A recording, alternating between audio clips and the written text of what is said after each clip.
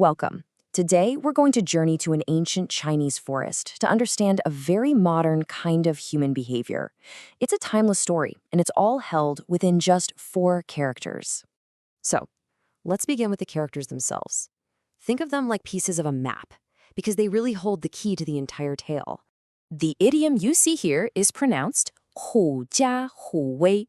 Now, let's unveil its meaning, one character at a time. The first character is Hu. This gives us the image of our first player in this little drama, the fox. The second is Jiǎ. You can think of it as, well, to borrow or to make use of something that isn't really yours. Our third character is Hu, a simple, powerful image, the tiger.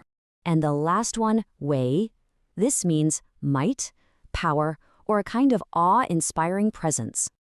So when you put it all together, you get the fox borrows the tiger's might. It's all about wielding a power that isn't truly your own. But to really understand it, we have to go to the story. Okay, so our story comes to us from the Warring States period, which was over 2,000 years ago. Just picture a dense forest where a tiger has just managed to corner a fox.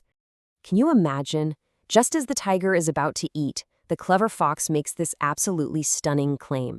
It's a moment of pure bluff, a desperate but really brilliant gamble. Now, the tiger, who is, the true king of the forest, is completely taken aback. Could this little creature actually hold that kind of authority? The fox sees the doubt in the tiger's eyes and knows this is its moment. So the fox offers proof. It sets up a test of its supposed power. The tiger, intrigued and probably a little confused, agrees to this very strange proposal.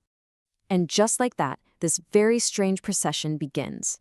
The scene changes as they move deeper and deeper into the woods, with the fox leading the way and the tiger following right behind.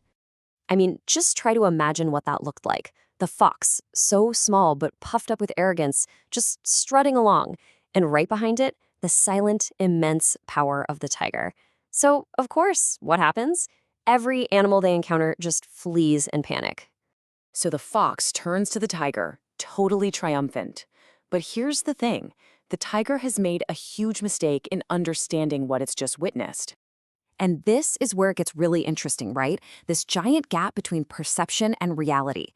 The tiger has no idea that the fear is actually directed at itself. It completely misses its own influence in the situation and actually believes the fox holds all the authority. And that right there is the heart of the story. It teaches us about the fragile nature of borrowed power versus the real weight of authentic authority. It's a timeless warning, not just against the fox's cleverness, but also against the tiger's, his profound lack of self-awareness. This dynamic of someone using another's influence, it didn't just end back in that ancient forest. We see it play out all the time in modern life, in our offices, in our schools, pretty much everywhere. This is just a perfect example. It totally captures that feeling of someone puffing themselves up, suddenly acting so authoritative, but only when they're standing in the shadow of someone with real power. It usually comes from a place of insecurity, a need to feel important, just by association. And that really illustrates the timelessness of these stories, doesn't it? The feelings of ambition, insecurity, the whole nature of power. These are universal human experiences. The setting might change from a forest to an office, but the characters of the fox and the tiger are always with us. So this story leaves us with a question to reflect on. Where do we see this dynamic of borrowed power playing out around us? And, maybe more importantly, when have we been the tiger, totally unaware of our own influence? Learn Chinese, one story at a time.